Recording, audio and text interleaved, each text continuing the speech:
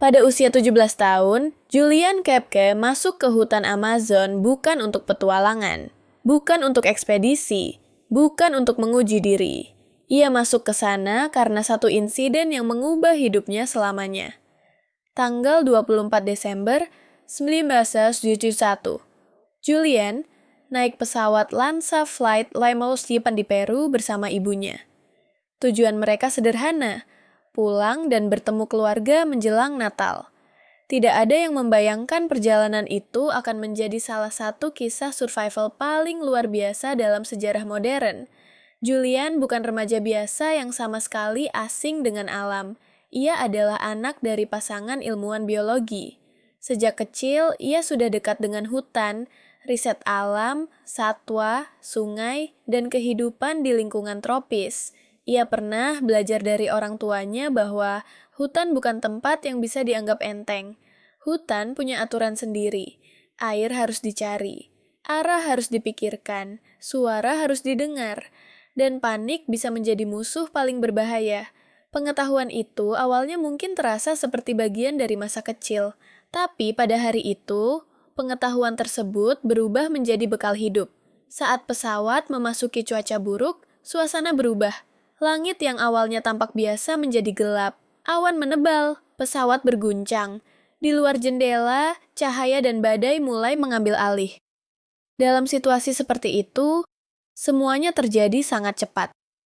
Terlalu cepat untuk dipahami sepenuhnya oleh seseorang yang masih duduk sebagai penumpang.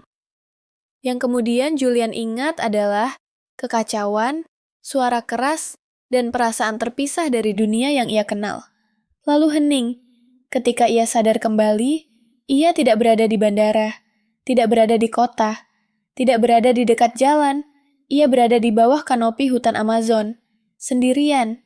Di sekelilingnya hanya ada pohon, daun, suara serangga, udara lembab, dan hutan yang begitu luas sampai sulit dibayangkan ujungnya. Bagi banyak orang, momen seperti itu bisa membuat pikiran langsung runtuh. Tapi Julian harus mengambil keputusan pertama, tetap diam dalam ketakutan, atau mulai memahami situasi. Ia masih sangat muda, ia terluka, ia kehilangan arah, ia tidak tahu seberapa jauh bantuan berada, ia tidak tahu apakah ada orang lain di dekatnya. Namun ada satu hal yang ia tahu dari pengalaman hidupnya, di hutan Amazon, air adalah petunjuk. Jika menemukan aliran air, ikuti, karena air kecil mengalir ke sungai yang lebih besar. Sungai lebih besar sering mengarah ke permukiman, jalur manusia, atau tempat orang bekerja. Dalam kondisi yang sangat sulit, Julian mulai berpegang pada prinsip sederhana itu. Bukan rencana besar, bukan strategi sempurna, hanya satu langkah pertama, cari air. Dan dari titik itulah, perjalanan 11 hari di Amazon dimulai. Hutan Amazon bukan tempat yang mudah dilewati, apalagi sendirian, apalagi tanpa perlengkapan lengkap, apalagi dalam kondisi tubuh yang tidak baik. Di sana, jarak terasa berbeda. Beberapa meter bisa terasa jauh karena akar, semak, lumpur, dan medan basah. Hujan bisa datang tiba-tiba, pakaian menjadi berat, kaki mudah terluka, serangga terus mengikuti. Dan setiap suara di balik daun bisa membuat seseorang berhenti sejenak. Tapi Julian melakukan sesuatu yang sangat penting. Ia tidak berjalan sembarangan. Ia mencari aliran air, lalu mengikutinya. Ini salah satu keputusan paling krusial dalam kisahnya. Di hutan hujan, sungai adalah jalur alami. Bukan jalur mudah, tapi jalur yang lebih masuk akal daripada menembus hutan tanpa arah. Air memberi kemungkinan. Kemungkinan menemukan sungai besar, kemungkinan menemukan perahu, kemungkinan menemukan camp pekerja, kemungkinan menemukan manusia. Julian berjalan dengan hati-hati, kadang melewati air, kadang menyusuri tepi sungai, kadang harus berhenti, kadang harus menghemat tenaga. Ia tidak punya peta digital, tidak ada telepon, tidak ada sinyal, tidak ada GPS. Yang ia punya hanyalah ingatan, pengalaman, dan keputusan kecil yang terus ia ulang, ikuti air. Dalam kisah survival, seringkali orang membayangkan keberanian sebagai sesuatu yang besar dan dramatis. Tapi keberanian Juliane lebih sunyi. Bangun, berjalan, berhenti, minum, melihat sekitar, melanjutkan lagi. Tidak menyerah pada panik, tidak mengambil risiko yang tidak perlu. Tidak membuang tenaga untuk arah yang tidak jelas. Ini bukan berarti ia tidak takut. Tentu saja ia takut.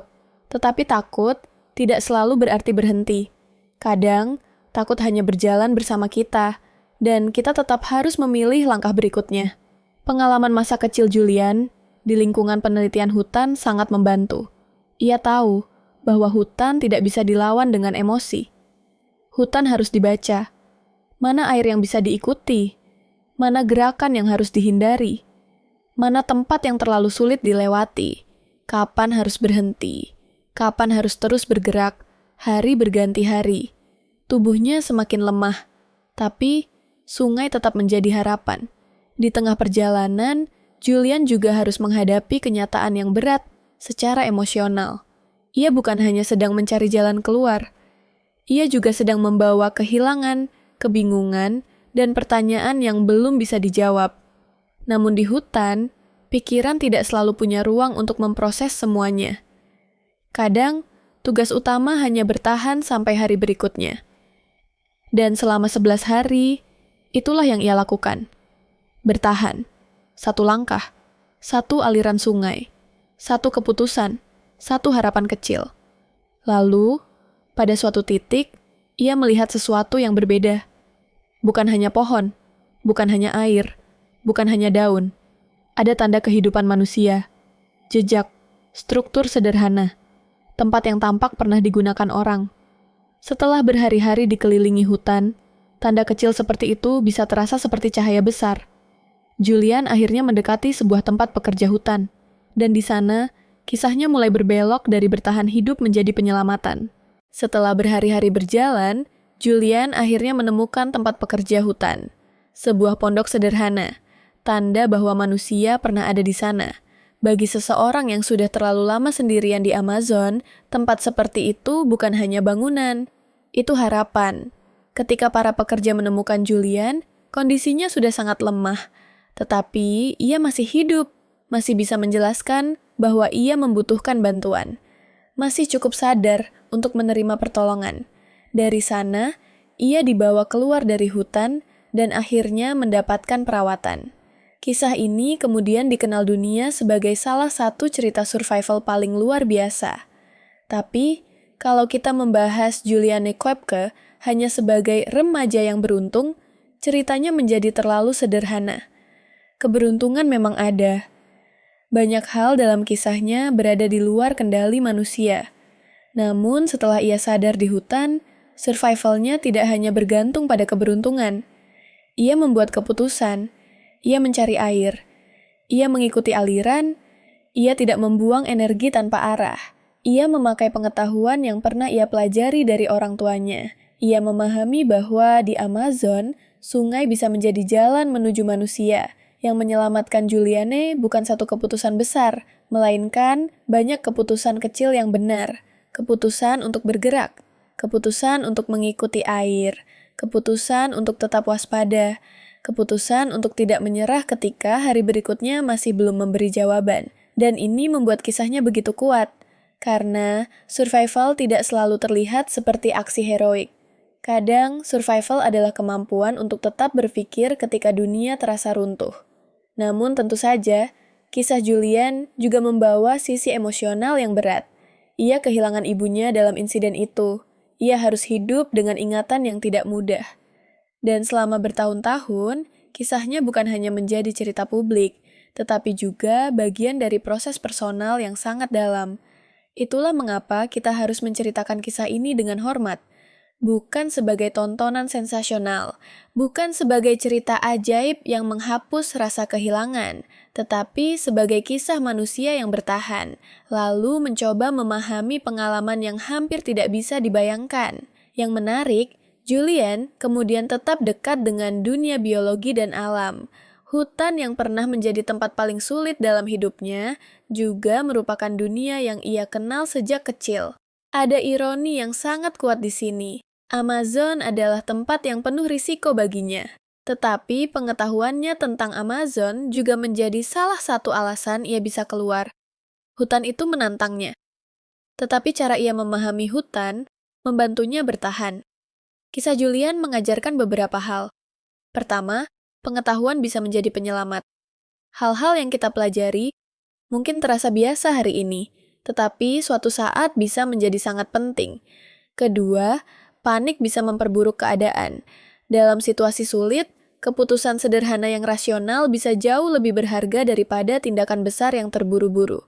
Ketiga, alam tidak bisa diremehkan. Ia indah, tetapi juga kuat. Ia bisa memberi jalan, tetapi hanya jika kita tahu cara membaca tanda-tandanya. Keempat, bertahan hidup seringkali bukan soal mengalahkan alam, tapi belajar bergerak bersama realitasnya. Julian tidak menaklukkan Amazon. Ia mengikuti airnya, ia membaca polanya, ia mencari jalur yang mungkin, dan akhirnya jalur itu membawanya kepada manusia lain. Mungkin inilah alasan kisah Julian Koepke tetap hidup sampai sekarang. Karena di balik semua ketegangan, kisah ini bukan hanya tentang seseorang yang selamat dari insiden besar. Ini tentang seorang remaja yang, di tengah hutan paling luas di dunia, tetap memilih langkah berikutnya. Lagi, dan lagi, dan lagi, sampai bantuan akhirnya ditemukan. Menurut kamu, bagian paling luar biasa dari kisah Julian Koepke itu apa? Keberuntungannya, pengetahuan survivalnya, keberaniannya berjalan sendirian, atau kemampuannya tetap berpikir dalam situasi yang sangat sulit? Tulis pendapatmu di komentar. Dan kalau kamu suka kisah survival, sejarah nyata, alam liar, dan cerita manusia yang bertahan di situasi ekstrem, jangan lupa subscribe ke Inner Dataset. Karena kadang, yang menyelamatkan seseorang bukan hanya kekuatan besar, tapi kemampuan untuk mengambil satu langkah kecil yang benar. Ketika semuanya terasa tidak mungkin,